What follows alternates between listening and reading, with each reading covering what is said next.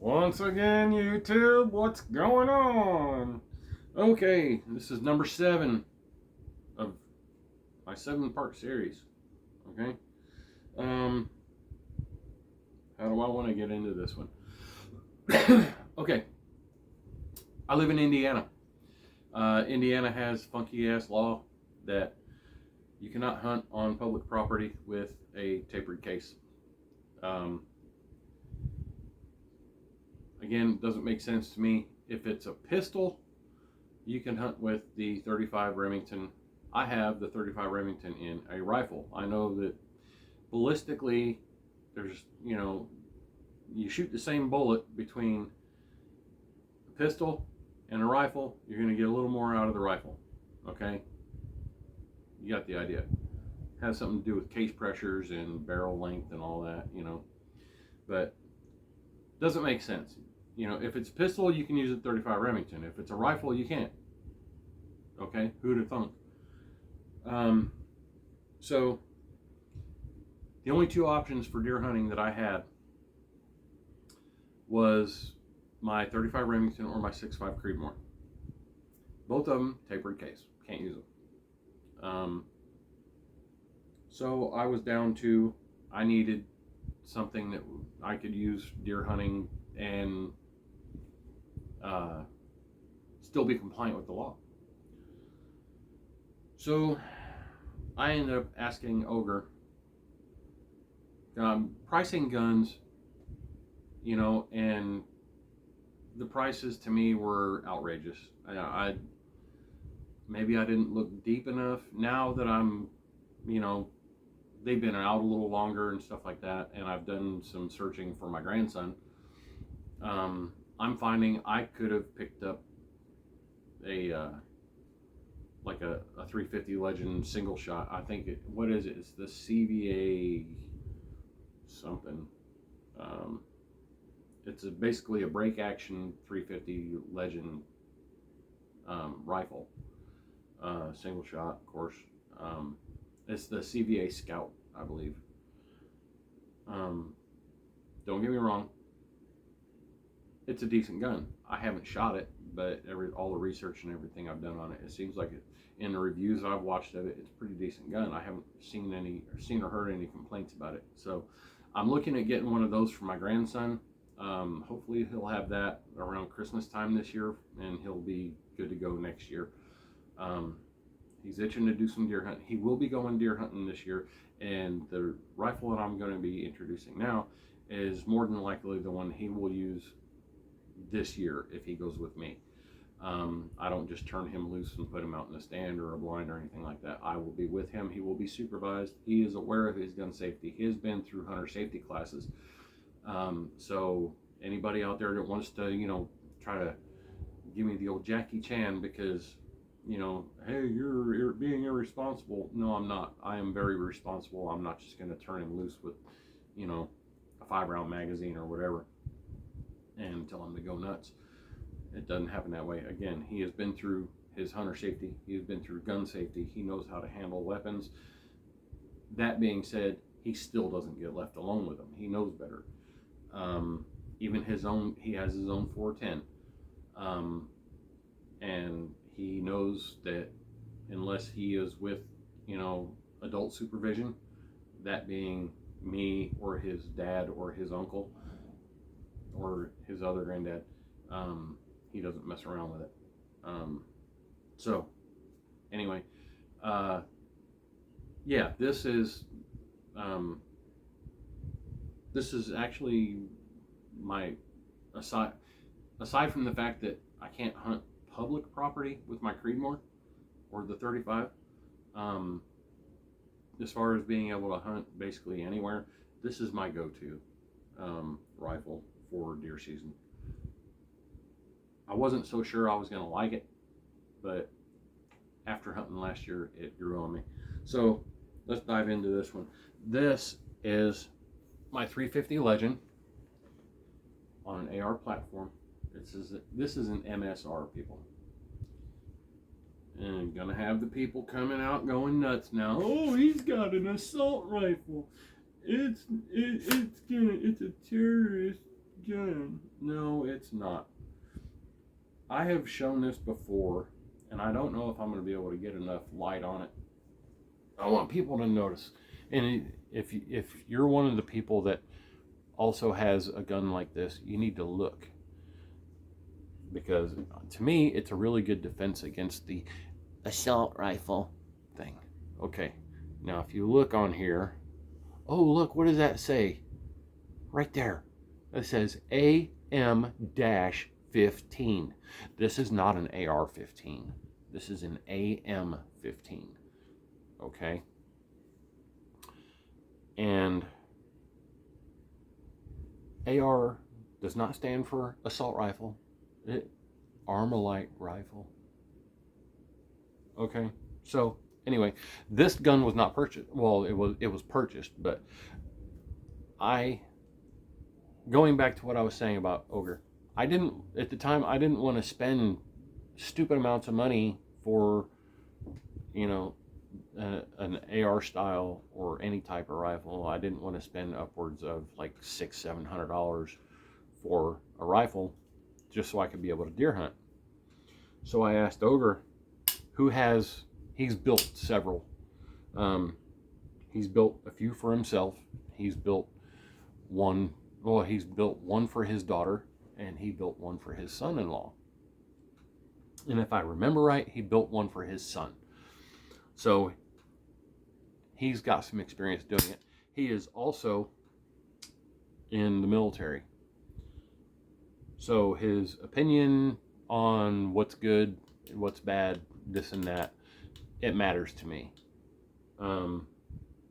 He does have, the first AR that I shot of his was in .223, and it shot really well. However, .223, you can't use it, deer hunting in Indiana. And then he ended up building an AR in .350 Legend. Of course, his was, I believe, a 16-inch barrel.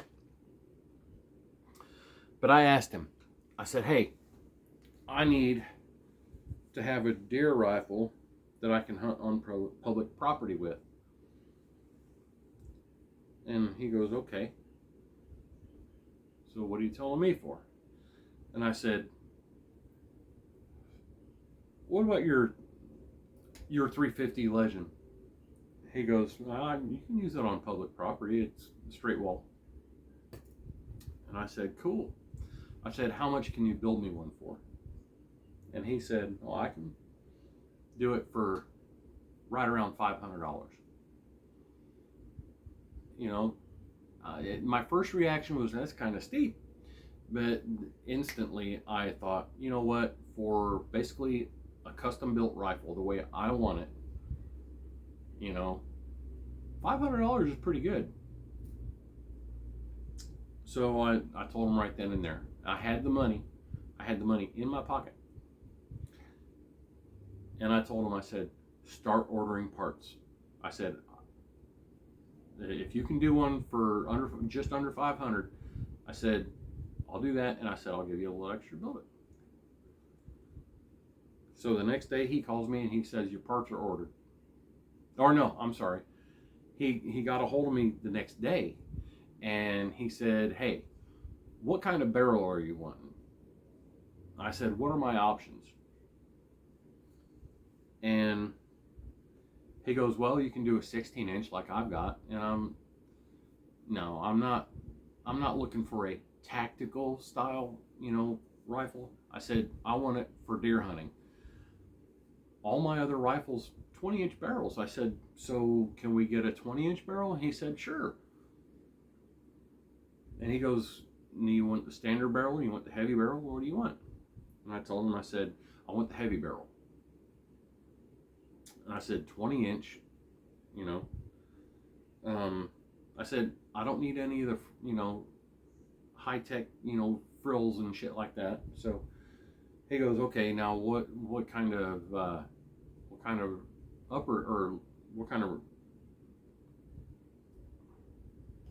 charging system you want on it? He goes, you want the center pull? You want left side? You right side? And I said, right side pull, semi-auto, just, nothing fancy. So he ends up ordering the parts and goes through. Most of this is just basically stock kind of stuff. Um, but anyway, here's what we're going to get into. I'm going to basically describe what we got.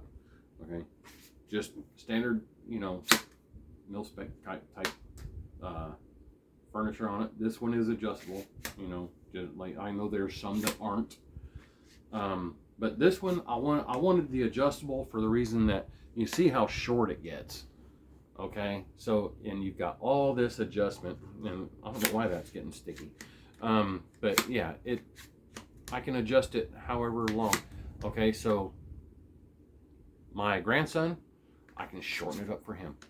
He'll be able to shoot it. Okay, I know he can handle the recoil on this.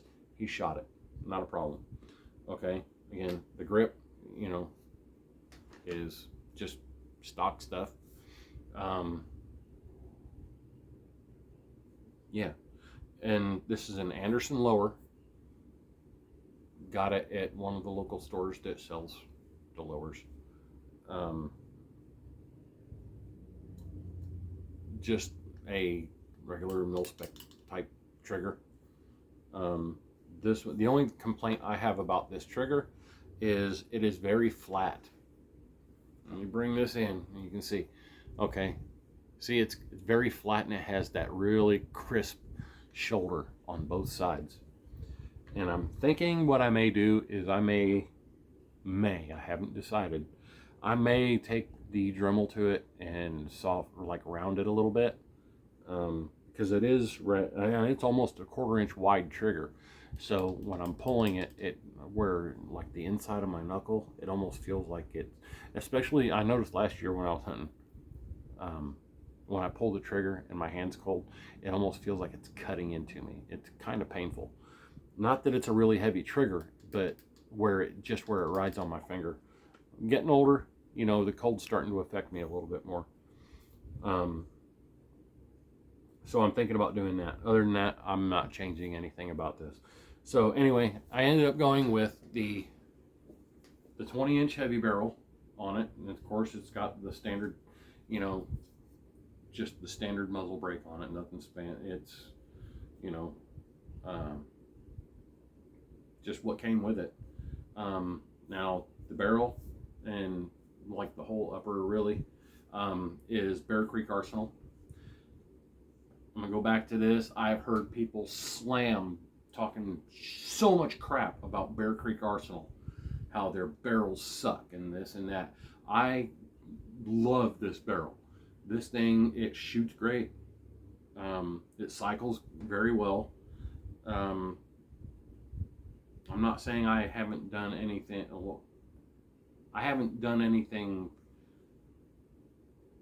to modify anything on this, with the exception of the risers for the scope rings. I'll get into that. The only thing I have done is, it was kind of premature for me to do it, but I did go and I polished the feed ramps and just very little bit in the chamber. But that was premature of me to do. I'll explain why. But real quick, I've got the rail on that side and one on this side. That's all I've done. And the reason I did that is because I do have a light that if I decide to take this out coyote hunting or anything, I can mount my light to either side. Well, actually, I can mount my light to one side, and I also have a shot cam that I have that I can mount it right there and be able to, if I want to, I can get film. But yeah, those, and I got a package of these rails. They go from, I believe, 2-inch. There's two. I got two 2-inch, two 4-inch, and two 6-inch, and two 8-inch in a package. Got them on Amazon for like $12. No, I thought that was a pretty good deal. Doesn't have, you only, and they're just like for $8. What are you gonna expect? I mean, you can look on this one right here. On this side, you can see, that it's just cheap paint they put on them. They are aluminum, but they work well. But that paint just come right off. I'm not that worried about it. If I'm not worried about it, I can take them off and I can hit them with some flat black. Not a big deal. But okay, this is side charge, and you can see it's empty. And but now listen, okay, that thing is just smooth. It's smooth. It shoots smooth. Very happy with that. Okay, now I did put, okay, the scope that I have on here this is my Vortex. I think this is like the most expensive scope I have ever bought.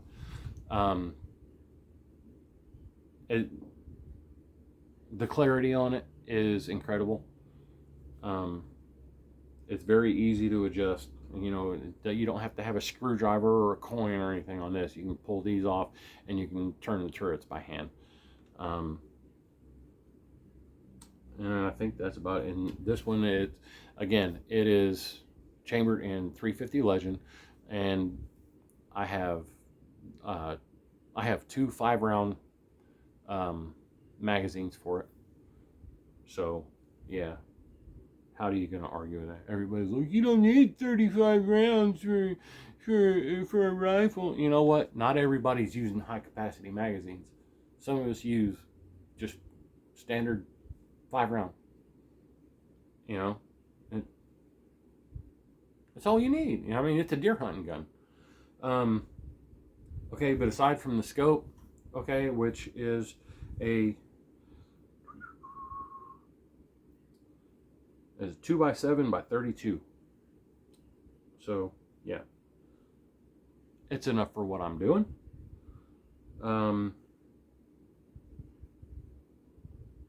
And which one is this again? This is the Vortex Crossfire. Oh, the Crossfire 2. I think I paid about $100 for that scope. And these are the scope rings that I had on my Creedmoor. But I needed to, having the flip up irons on this. Now if I see, and then the front works the same way. So when I'm not using them, I mean, if I'm shooting something up close, a scope isn't gonna, if I'm shooting within 50 yards, a scope's not going to do me any good. It's going to be the same as not having it dialed in at all. So I have the flip ups. If inside 50 yards, I can run my fold up sights, and it's just a matter of just rotating the gun just that little bit, and I'm on. But in order for me to have my scope on here with these sights, I needed to get the scope raised higher. And of course, with an AR style, you got that straight line, okay? And right here, I'm down into the gun, but I'm not way down into the gun like I would have had to have been like this, okay? It's more natural here. So the scope rings alone wouldn't do it. So I needed to raise, I needed risers. And I went to another store that I do not promote. I don't say their name. And the jackass behind the counter is telling me, no, you need to get this scope mount. And it's a cantilever scope mount. And I'm like, oh, really? Well, let me see what you're talking about. And he shows it to me. And the cantilever scope mount that he's showing me is $125. You must be stupid. Okay, I said all I'm looking for are the spacer pads that go onto the rail, and then I can put my scope mount or my scope rings on that. And then I've already got the the taller scope rings. You can't get them any taller than that. And he goes, well, you can't do that. Excuse me? You can. So after arguing with this guy, I decided, you know what? I'm done with you. I go to another one of the gun shops, more reliable gun shop, and I'm not only explaining to him what I'm doing, I now have the rifle with me, and I show, this is what I need to do, and he goes, I got just what you need. He turned around right off the shelf.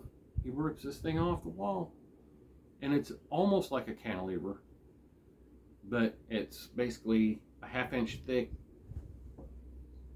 riser that it's, you know, so long, and then it has the cantilever part. It's just the flat part of the rail that comes out. There's nothing underneath it, nothing above it. And I'm like, hey, that'll work. So I took it and I put it on the rifle. And when I was out deer hunting, I did not realize that somehow, maybe in the truck or whatever, it got bumped.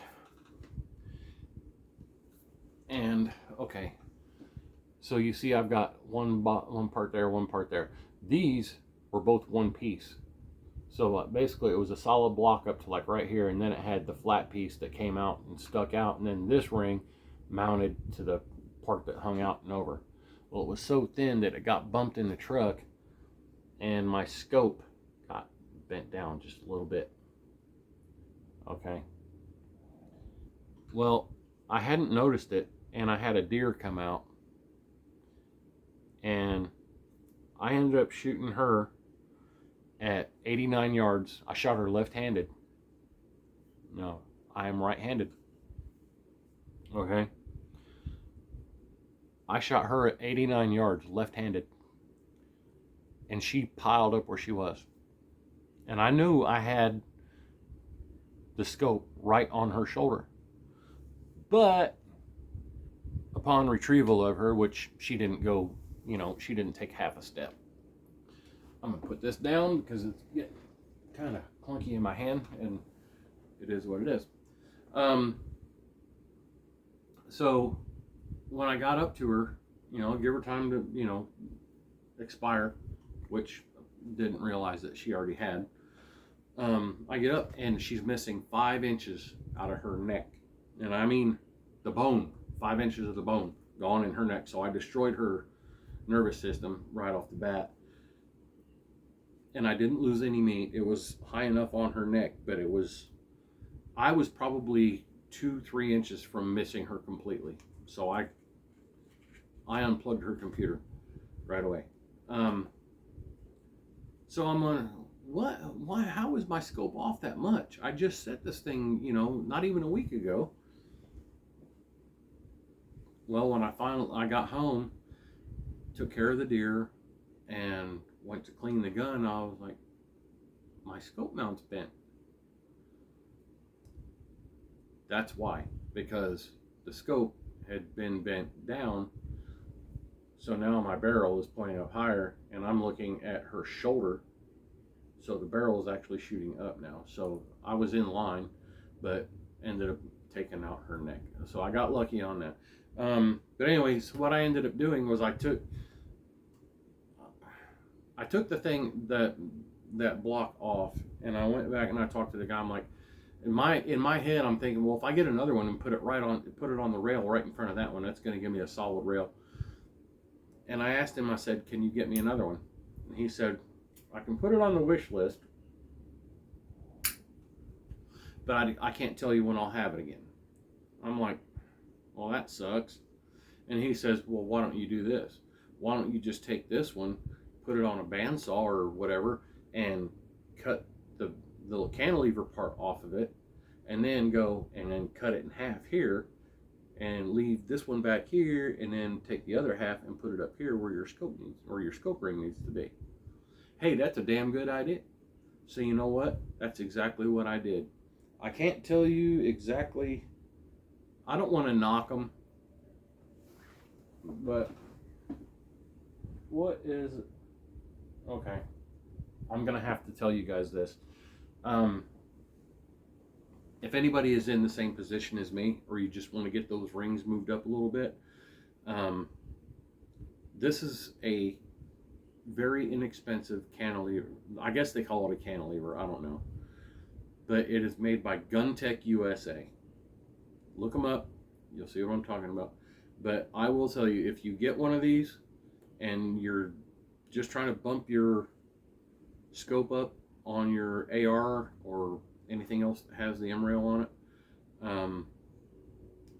I will tell you, do yourself a favor ahead of time, save yourself some headache. Cut the cantilever part off with bandsaw or what, use a grinder if you have to, just take your time. They are made of aluminum, but go and mark the actual block itself, mark it halfway, and then the same thing, cut that in half. If you're worried about the raw aluminum being, visible, then just take some black nail polish or black spray paint, whatever, like high temp spray paint or something, lay them out, spray them, you're done. Okay. But as far as if you're just looking to bump your scope up just a little bit, that is a good way to go. That's what I did. It works. So anyway, that I'm getting a little bit long on this video. That's what I did for that. And again, the 350 Legend, youth shooters, I said it on my 6.5 Creedmoor. If they can take the recoil of the 6.5, hey, that's great. That's a good rifle too, and it's not something they're going to outgrow, providing you can hunt public property with it, depending on where you live. Okay, in the state of Indiana, you can't. Not on public property. If you're on private property, you can. Public property, if you're bouncing between public and private, okay, and you don't have the money to spend, go and get yourself a 350 Legend. The ammo is not expensive, easy to reload. I reload all my own ammo, except for 17 and, well, for the 350 Legend, the 35 Remington, and the 6.5 Creedmoor, I reload my own ammo. Startup cost, I talked about it in my reloading video, like setup and equipment. The initial cost, buying the dies and stuff like that, it can cost. But then price per unit, when you break it down, it's cheaper in the long run. So I didn't like, or it went out, one of the two. But yes, the 350 Legend. My grandson, like I said, he's 11. He's, tiny, scrawny kid, but he's into hunting and stuff. He's got to be legal. I mean, even though he's underage, he doesn't have to have a license and stuff. He's underage, but he still has to be compliant. So he will be going to the 350 Legend. And again, it's not like he's going to outgrow it. He'll be, I can get him that gun, and as long as that gun holds up and he takes care of it, he will be able to shoot that gun for years and years and years, and it may be his favorite one. Maybe, he's not going to be, oh, bigger's better. No, effective, the most effective thing that you can shoot, consistently is better. So 350 Legend for beginners, even older timers like me, it's a good rifle, good caliber. There's the 400 Legend, but that'd be too much for him. So it's not overkill. It's just about right.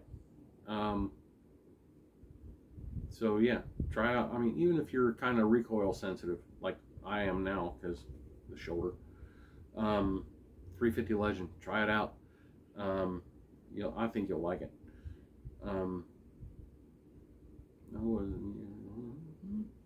Yeah, pretty much. Oh, you know what? I was going to talk about the me polishing the feed ramps on that barrel. Yeah, that was kind of premature on my part, because what I found out was, as soon as I got that gun, I was doing my own reloads for it, because I only bought like a box of 350 ammo. And then of course sighting in the scope and everything. a new gun, it's gonna have hang-ups and stuff like that. But it was like every other round, I would fire it, and it would fail. It would feed, but it wouldn't feed all the way. And it turns out it was the ammo that I was using. It was the wrong bullet. You have conical, you have flats, and stuff like that. And the ammo that I was using, it was the corner of the bullet itself as it was chambering. It was hanging up on the edge of the chamber.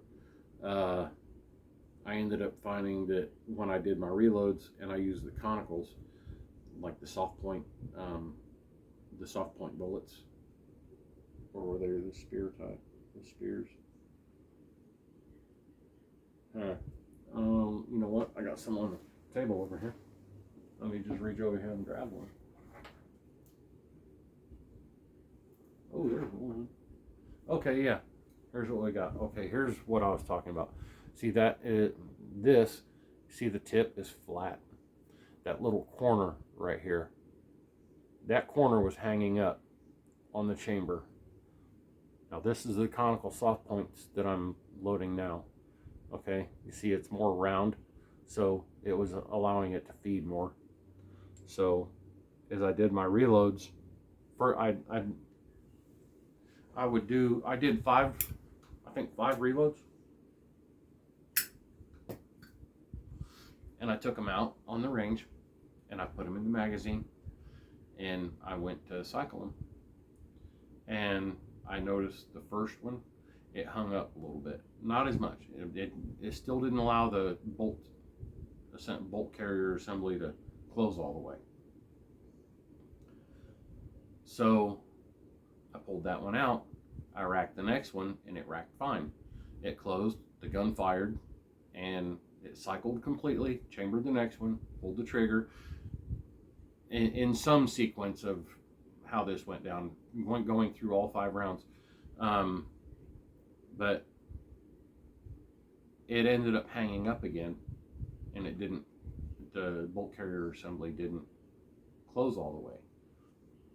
So I ended up getting through the rounds that I had, and then I took those couple of rounds that didn't cycle right or close right, I put them back in the magazine, and it still didn't want to close all the way. So I bumped the bolt carrier assembly, and they chambered. And I fired one of them, and I didn't want to do that on the other one because it hung up a little bit more. So I saved that round, and I went home, and I was telling Ogre on the phone, I'm like, I don't know what's going on. Why are these hanging up? And he ended up saying, well, maybe you need to polish your feed ramps or the chamber. So that's what I did. And then I was watching a video on somebody doing some reloads, or no, it was an ammunition review. They were testing different types of ammunition for the 350 Legend, and I was thinking, at first I was thinking, well, Bear Creek Arsenal, you know, they screwed the pooch on this barrel. Turns out that wasn't the case.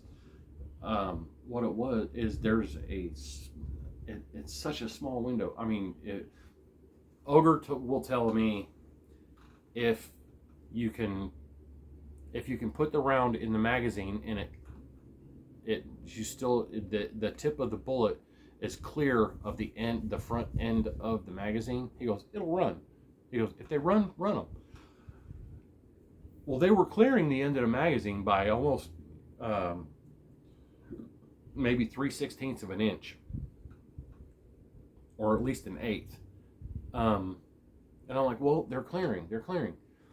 And of course, this is me just starting to do my own reloads. So there was still some things I was missing, and I've gotten a lot better at it, and I tend to pay more attention now. But the overall length from the back of the bottom of the case to the very tip of the bullet, okay, I was checking my case lengths. My overall case length was fine. But when I was seating my bullets, I wasn't seating them quite deep enough. I mean, I literally just like backed off my lock screw or lock nut, and I just, I, not even a half a turn on my die, and reseated them, and I measured it, and I was in the threshold. You have maximum minimum threshold on your overall lengths. So I wanted to make sure that, you know, I wasn't going to have any more jamming issues like that, and I went ahead and I screwed it down just a little bit more, and I'm just above my minimum overall length. And ever since I've been doing that, no issues. So if you're having feeding issues with the 350 Legend and AR platform, check your overall case length. And you know, that's usually what the problem is. It's either the bullet itself, the shape of the bullet, you know, if you have the flats like that, the flat nose, that's probably your issue. Okay, so don't get discouraged with the gun. Check your ammo and stuff like that first. But yeah, 350 Legend for beginners, it's a good way to go. So I'm going to end this video, and that is going to be lucky number 7. All right, we got 4 on the Savage, my Savage collection, and then I went ahead and did the rest of, or the other 3 that I have that are not Savage. And I feel like it's kind of been a good day, even though I didn't get to go hunting. But anyway, I'm going to close this out. And if you have any comments, questions, or concerns, or you just want to poke fun at me because I'm wearing my glasses and whatnot, hit me in the comment section below. Feel free to like, share, and subscribe. You don't have to, but if you would, I'd appreciate it. Let me know people are actually watching videos. Again, I do this for myself. I don't get paid for any of this stuff. I don't get paid for, endorsing guns or anything like that, or ammunition, things like that. I don't get paid for any of it. I just do it. I like helping people out, tips and tricks. Maybe somebody will send some back my way. So hit me in the comment section, like, share, and subscribe. Just give me a thumbs up if you want. It is what it is, So anyway, till the next time, this is Pappy with Black Duck 24. I want to thank all of our first responders, police, fire, and EMTs. I want to thank all branches of the United States military services, past and present, and I hope everybody has a good day. We hope you guys come home safe. We hope you come home soon. We'll talk to you guys later. Right now, I am Pappy with Black Duck 24. Y'all have a good day.